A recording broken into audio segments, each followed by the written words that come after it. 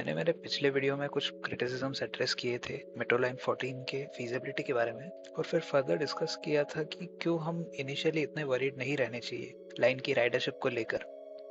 इस वीडियो को आप बिना उस वीडियो को देखे भी समझ सकते हैं, पर अगर आप इस वीडियो को एंजॉय करोगे तो वो वीडियो भी आपको डेफिनेटली पसंद आएगा। आप वो वीडियो यहाँ पे देख सकते हैं।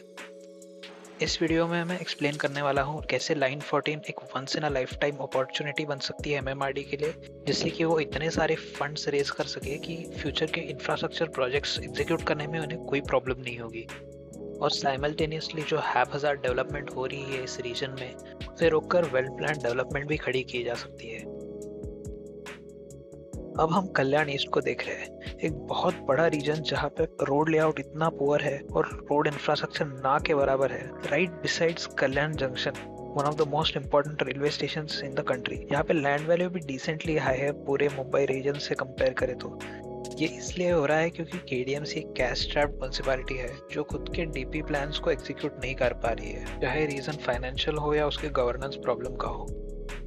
जब किसी भी एरिया में हाउसिंग की मैसिव डिमांड हो लेकिन लोकल म्युनिसिपैलिटी कुछ बेसिक इंफ्रास्ट्रक्चर सेट ना करे अर्बनाइजेशन होने के पहले, तो अर्बनाइजेशन खुद से ही हो जाता है, चाहे म्युनिसिपैलिटी इंफ्रास्ट्रक्चर बनाए या ना बनाए। ऐसे सिचुएशन में हजारों chawls, narrow roads, poor pipe water infrastructure, खराब रोड के लेआउट, ये सब प्रॉब्लम्स आती है।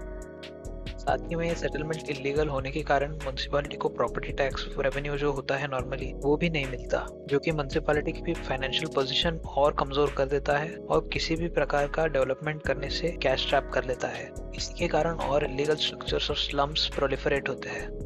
इसकी शुरुआत होती है ग्राउंड लेवल चॉल्स से, जिसे बिल्डर्स बनाते हैं और गरीब लोगों को बेच देते हैं जो भी इन एरियाज में रहने को तैयार होते हैं कॉस्ट कम होने के कारण। कुछ सालों की कमाई कर लेने के बाद ये बिल्डर्स इन्हीं चॉल्स को तोड़ाकर 3 to 4 स्टोरी बिल्डिंग्स बना देते हैं सेम फुटप्रिंट में। बट रिमेंबर, इंफ्रास्ट्रक्चर सेम रहता है डेंसिटी इंक्रीज होने के बावजूद। एक बार इन बिल्डिंग्स में लोग रहने लग गए तो फिर इन्हें तोड़ाना पॉलिटिकली बहुत मुश्किल हो जाता है, चाहे वो छोटा रोड वाइडनिंग के लिए हो या फिर कोई मेजर प्रोजेक्ट के लिए कम्प्लीटली डिस्ट्रॉय करना हो और रीलोकेट करना हो।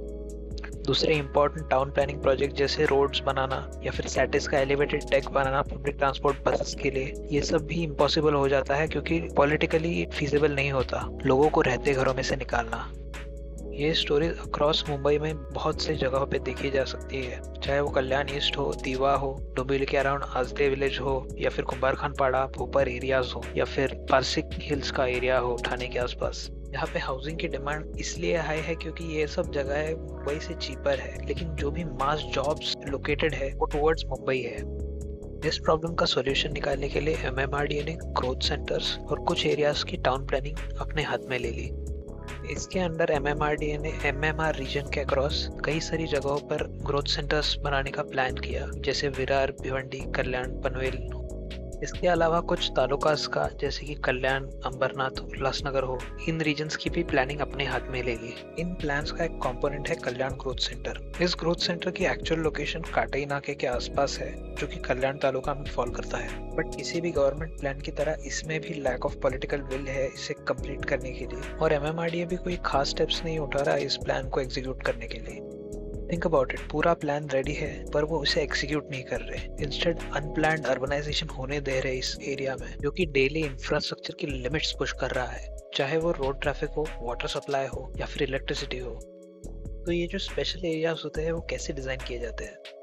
अगर आप फेमिलियर नहीं हो तो एमएमआरडीए और सिडको जैसे ऑर्गेनाइजेशंस को स्पेशल प्लानिंग अथॉरिटी का टैग दिया जाता है किसी भी स्पेसिफिक लैंड एरिया को डेवलप करने के लिए। फिर ये एजेंसीज लोकल लैंड ओनर्स से लैंड एक्वायर करती है प्रोजेक्ट एरिया के लिए, फिर यहाँ पर बेसिक नेसेसरी इंफ्रास्ट्रक्चर डेवलप करती है, जैसे कि रोड्स हो, पावर सप्लाई हो, वाटर सप्लाई सिस्टम्स हो, अंडरग्राउंड केबलिंग हो, यूटिलिटी इंफ्रास्ट्रक्चर हो, वाइड फुटपाथ्स हो, फ्लड वाटर होल्डिंग पॉन्ड्स हो, म्युनिसिपल मार्केट्स हो, रेलवे स्टेशंस हो, green spaces, open spaces, parks, playgrounds, water fronts, gardens, golf courses हो, जो भी प्री डिफाइंड प्लान के अंडर है। इसके फाइनेंशियल बेनिफिट्स क्या है लोकल लोगों के लिए? क्यों लोग अपनी जमीन एमएमआरडीए को बस दे देंगे?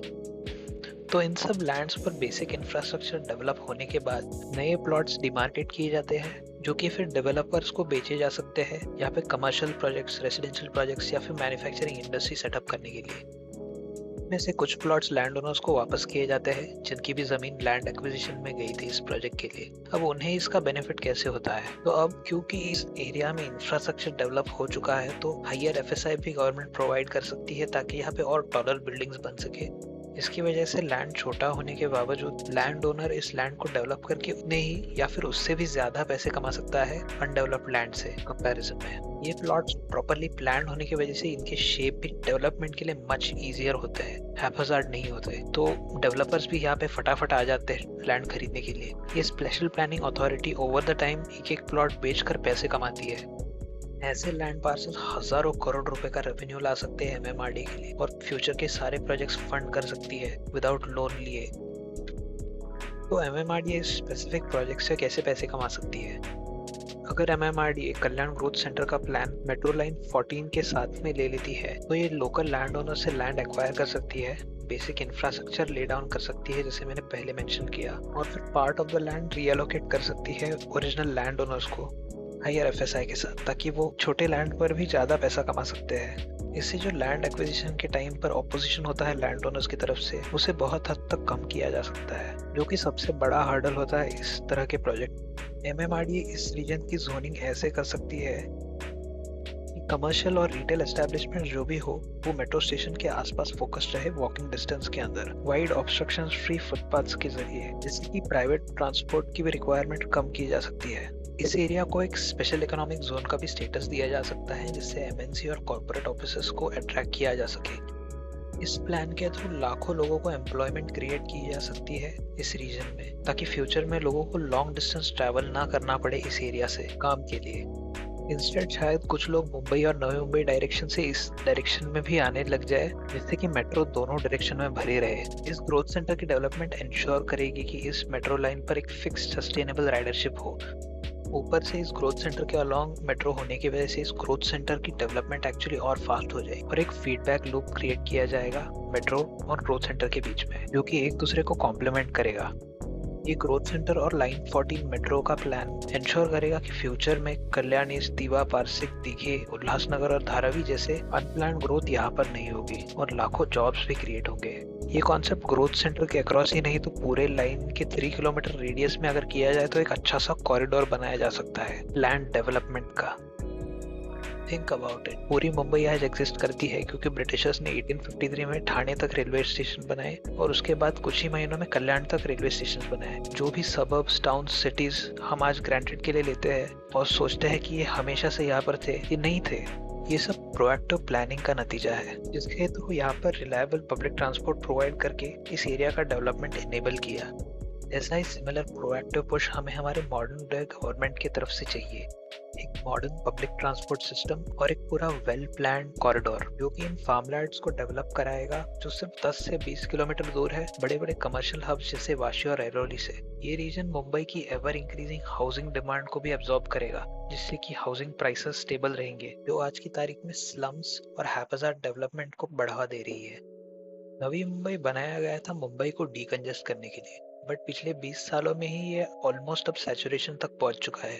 नए नोड्स जैसे तलोजा, पनवेल, बामनडोंगरी, खारकोपर बनाए जा रहे हैं Navi Mumbai international airport notified area और नैना के नाम पे। इसे एग्जिस्टिंग नवी मुंबई की तरह ही डिजाइन किया जा रहा है, पर ये भी 10 सालों के अंदर ही अंदर एब्जॉर्ब हो जाएगा। जब तक ये देश ग्रो हो रहा है तब तक रूरल एरियाज में से लोग अर्बन एरियाज में आते रहेंगे, क्योंकि ये साइकिल सभी डेवलप्ड देशों में पहले हो चुका है। On top of all this, line 14 के पास कुछ इनहेरेंट बेनिफिट्स है जो नैना रीजन के पास भी नहीं है।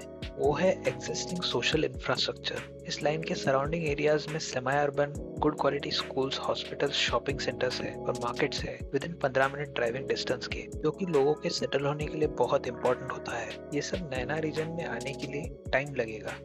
आज मोस्ट मुंबईकर्स के पास शांति से बैठने के लिए, पीसफुली वॉक करने के लिए या ट्रैवल करने के लिए तक की जगह नहीं, ओपन स्पेसेस नहीं है जहाँ पे बच्चे खेल सके, रिक्रिएशनल स्पेसेस नहीं है, स्विमिंग पूल्स की कमी है, प्लेग्राउंड्स की कमी है। लाइन 14 और कल्याण ग्रोथ सेंटर साथ में एग्जीक्यूट करने से फॉर्मलाइज्ड अर्बनाइजेशन और डेवलपमेंट इंश्योर की जा सकती है जहाँ पर लीगल डेवलपमेंट हो। ऐसे फॉर्मलाइज सेटलमेंट्स अच्छे रेवेन्यूज जनरेट करते हैं प्रॉपर्टी टैक्सेस के थ्रू और फ्यूचर में इंफ्रास्ट्रक्चर मेंटेन करने के लिए भी पैसा जमा करते हैं सस्टेनेबल मैनर में। बिना प्लानिंग के इनफॉर्मल सेटलमेंट्स को बढ़ावा देने से कोई टैक्स रेवेन्यू जनरेट नहीं होता, जिससे म्युनिसिपैलिटी बहुत वीक हो जाती है, जिसके कारण बेसिक मेंटेनेंस तक म्युनिसिपैलिटी नहीं कर पाती। यही रीजन है ठाणे के आगे के मोस्ट म्युनिसिपैलिटीज को MMRDA पर डिपेंड रहना पड़ता है रोड्स कंक्रीट करने के लिए, क्योंकि वो खुद इतना टैक्स जमा ही नहीं कर पाते। बेसिक यूटिलिटीज जैसे पानी, इलेक्ट्रिसिटी, सीवेज ट्रीटमेंट, रोड्स, ये सब भी नहीं डिलीवर कर पाती लोकल म्युनिसिपैलिटीज। तो एस्पिरेशनल प्रोजेक्ट जैसे कि parks, plazas, museums, auditoriums, sports complexes और जूस तो दूर की बात है। अब बहुत सारे इंफ्रास्ट्रक्चर प्रोजेक्ट जैसे कि कल्याण ring road, multi modal corridor, bullet train station, dedicated freight corridor, काटी-ऐरोली freeway, ये सब इस ग्रोथ सेंटर के 4 किलोमीटर रेडियस में ही आते हैं। अब गवर्नमेंट चाहे ना चाहे इस रीजन में रैपिड अर्बनाइजेशन तो होने वाला है। बस ये डिपेंड करता है कि गवर्नमेंट किस तरह से इसे होने देना चाहता है, हैप्पीजार्ड स्लम्स या प्लान्ड सिटी।